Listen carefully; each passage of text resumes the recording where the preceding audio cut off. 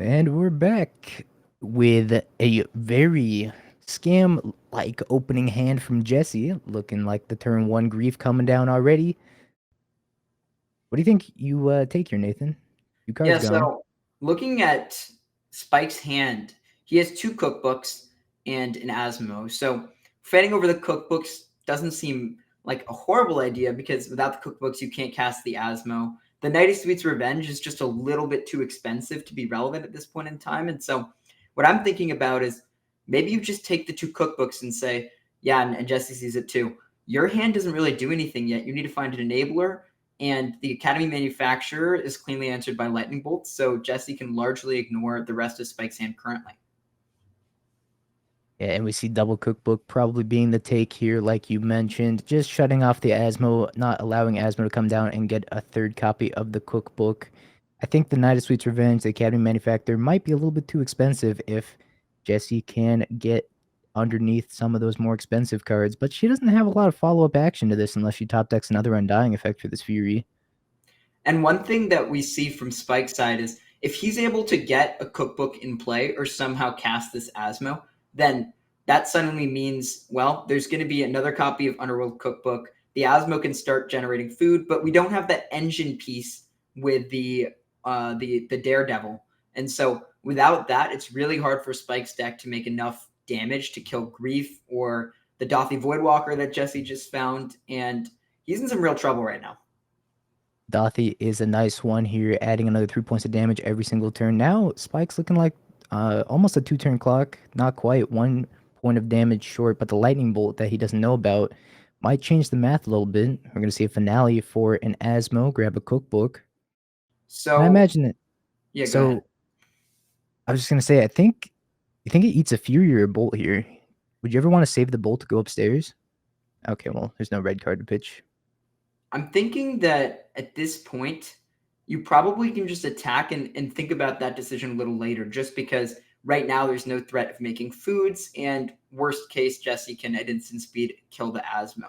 Without that cookbook currently being in play, there's no way she can make Spike can make two foods. So right now, Spike's back is sort of against the wall. What can he really do here? I mean, let's see. He can play a cookbook and he can play the Steel Seeker and just get another blocker down and play. And it looks like he's electing to do that. Maybe making a food on Jesse's turn, and then on his turn, if he gets to survive, he can make another food and threaten to kill something. Is the idea? Spike just dropped himself down to 7 with that fetch, so we know based on Jesse's hand that Spike is not going to live another turn. Kill one of the blockers into attack with both should just seal up this game, I believe. A Yeah, fast start from Jesse here. this is sort of what we were talking about, where it's like, well, the food deck might have inevitability and the late game might favor the engine deck. In this case, it sort of seems like Jesse just had a really good hand on the play. Did the turn one grief, had a removal spell, and found the Dothy in order to put on more pressure. And Spike only got two turns, really. And I mean, on turn three, he was essentially just dead on board to the lightning bolt. All right, sideboard time. What do you think Spike's going to bring in here? You see him hovering over the Force of Vigors and the Pithing Needle. And so bring on Spike's side, he's eyeing these Force of Vigors and Pithing Needle. I wonder if he's thinking about Blood Moon or Stony Silence that we know Jesse has, and just saying, I can't beat either of those cards, even though Force of Vigor isn't good in a fair game. Because your sideboard cards are so potent, I just have to board them in. So I like this idea from Spike. Meanwhile, what do we see on Jesse's side? She elects to go for Stony Silence and Blood Moon, just saying, I want to answer Urza Saga. And of course, Stony Silence shuts down the food engine. I think we saw a little bit of a what we call combo come in of both Stony Silence and Engineered Explosives. Obviously, they don't work together.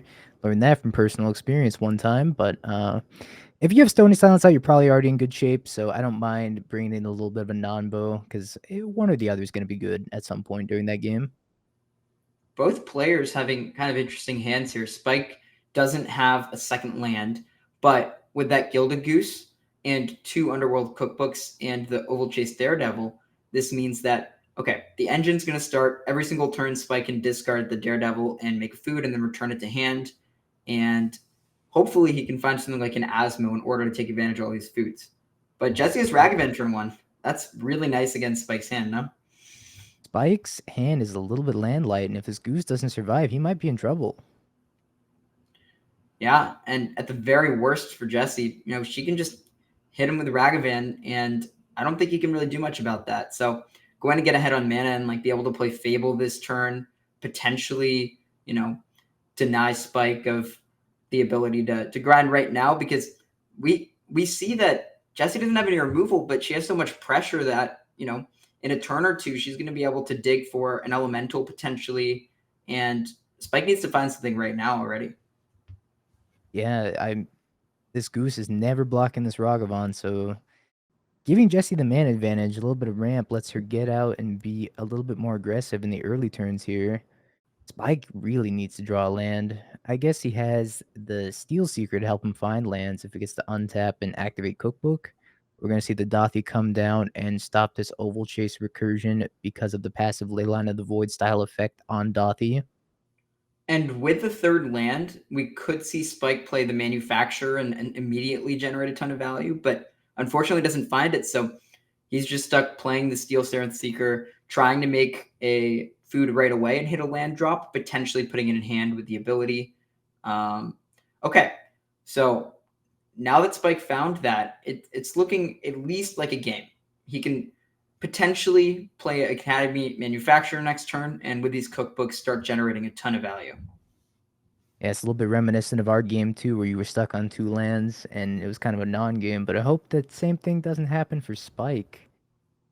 Maybe the Steel Seeker will help him dig him out of this and find land drop number 3 into Knight of Sweet's Revenge or Academy Manufactor and start getting the combo rolling. One thing that I like that Jesse did last turn is playing that Dothy Voidwalker over using all 3 mana, including the treasure, to play Fable, meant that Spike no longer was able to make a food for free. And that might be a huge factor in this game, because now suddenly activating Cookbook is not free at all. You have to get rid of a real resource as opposed to just recurring that Daredevil every turn. Right, it also let her hold up the Undying Evil in case Spike had any sort of targeted removal or an Asmo come down and try to kill the Dothy. So I like it. It was a very nice and heads-up play. Not necessarily using the full mana potential of that turn, but it had, better reward. Okay, so this is the big thing that Spike's deck's trying to do. Get to 4 mana, put a Knight of the Sweet's Revenge in play, and then make a lot of mana with each food that you make further. And with the Academy Manufacturer, that means that every single time you activate the Underworld Cookbook, you get to make a ton of mana and value. And so maybe we can see Spike do something with the Academy Manufacturer plus the Cookbook here.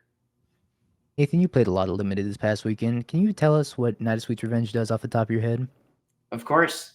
3 and a green. When it enters, you make a food, and all your foods can tap to add 1 green mana. And then you can pay 7 mana, 5 green at sorcery speed, to give all your creatures plus X, where X is the number of foods you have. So that's like the huge overrun that this deck's trying to achieve. If you have, 4 or 5 foods, okay, your whole team gets buffed that much, and your foods will help activate it. Seems like a powerful inclusion for this deck that is making tons of food every turn. We're seeing Spike create 3 tokens because of the Academy Manufacturer and probably another 3 more after activating the second cookbook and maybe playing the Urza Saga out or bidding it. It's like we're going to bid So it. it looks like Spike's goal here is, if you can activate the 2 cookbooks with the Steel Seeker and the Academy Manufacturer in play, hopefully your activations allow you to draw a land so that the discard cost doesn't really matter so much. And every single time you do this, you also get the food and the treasure, meaning that you're netting a total of, well, right now we just see him generating 4 mana with the 2 foods and the treasure, allowing him to potentially just play a second Academy Manufacturer out. And I think he's just going to do that exactly. Actually, he elects to draw a card off the clue token and gets rewarded because he finds an Asmo. That's Yeah, so huge. we didn't see here, but maybe he was able to put this Asmo on the top of his library with the Steel Seeker Scries, so he knew that that was a good incentive to draw with a clue. But either way, it means that in this case, all foods can trade for one of the creatures. So that's going to mean this board is suddenly going to swing massively in Spike's favor. We might see an undying effect out of Jesse here, but it's not going to matter. So many foods on the side of Spike is going to allow him to remove this Dothy no matter what. Right. 3 more foods. We see that Spike doesn't have another Underworld cookbook to grab. Uh, I'm not sure if this was because one got discarded earlier or just because Spike doesn't have more cookbooks, but not being able to tutor one means, okay, we only get 2 activations as opposed to 3 or even 4. I wonder if it got milled by the Steel Seeker. Yeah, yeah, that's totally Yeah. possible. Because we saw Spike grab his deck and drag it over to his hand and kind of shake it, be like, why don't I have any more cookbooks? This is not fair. And we see the Stony Silence from Jesse here. Do you think it's going to play a big role on this board state? Wow, that is massive. So with Asmo in play, you can still deal 6 damage because it's Asmo's ability to deal 6 to a creature. So Right. this is possibly even a little late here, although it shuts off the tons of mana being generated. One cool thing we can see is the Gilded Goose being activated for 2 mana allows the Academy Manufacturer to trigger again. But we also see a Fury here with the Undying effect. So, wow, huge turn from Jessie, allowing her to swing back and get rid of a lot of the synergies that have been built up. Yeah, I imagine this is going to kill the Asmo, deal 1 damage to the Steel Seeker, forcing an Asmo activation here. Now you can't kill the Grief because of that Undying effect. So this Grief is coming back no matter what. We're going to see Goblin Shaman being taken out instead and an Undying effect on the Grief shortly. Stony Silence is... You think that Jessie put Stony Silence in her sideboard because she expected Spike to play Scales? I think so. I mean, I know from my end, I was thinking, well, Spike likes his artifact decks. He likes scales. I'm going to pack some cursed totems in order to hopefully hedge for that. And it seems like Jesse had a similar idea with bringing Stony Silences. Yeah, I mean, I packed a Hidetsugu and a Kolaghan's Command of my own because I figured Spike was going to be up to some nonsense no matter what. Yeah, nonsense it looks like. But wow, this was kind of the reason the scam deck is so strong is not only does it have the ability to play like one card, singular cards that are really swingy, but in conjunction with each other, we just saw the entire board get swept. Stony Silence meaning that this mana engine is no longer a thing, and now Spike is just playing 1/3s and 2/3s. And there's the 2/3 Peregrine took. It's not going to make any foods here, but I guess it is a chump blocker or it can eat the Ragavan in combat. Spike's only Well, at 4, though. Oh, I there's a forgot about the Gingerbread gingerbread Cabin. cabin. I actually forgot about that. Yeah. Well, it lets Spike draw a card here. And while that is extremely spicy, without having the Asmo, this means that there's not an ability to kill this Fury, and so suddenly Spike's in chump block mode for this Fury. Yeah, the Fury is going to be very, very lethal if it ever comes across. So we're chumping that every single turn here. I don't know if Spike can get out of this. He needs to play Yeah. multiple threats in a turn, and it just doesn't seem like that's very feasible with this Stony Silence down right now. I mean, next turn, Spike can play the manufacturer, get his second gingerbread cabin, and then make a lot of value from that. But without the mana engine online, it's unclear what he's looking for. I mean, he has those 3 Force of Vigors. We saw him mill 1 earlier. But even with those Force of Vigors being found potentially, we don't have a clear way of beating the board. Yeah, so he's got 2 foods here, not 3. So 1 short of drawing a card with the Took, which means no Force of Vigor, no Beseju this turn. I don't even think he's playing Beseju, right? Because of Gingerbread Cabin? Right. Gingerbread Cabin having the deck restriction cost of you need to make sure all your lands are forests, except for Urza Saga, which obviously one of the namesake cards of this strategy. But with the Fable untapping, Reflection copying Fury means that this is going to be a lethal attack. Yeah, and I don't think Spike can do anything about this. 3 attackers coming across, and that is probably that. We see a Blood Moon, but it doesn't Wow. matter. Really quick work. I'm not really sure I expected to see that.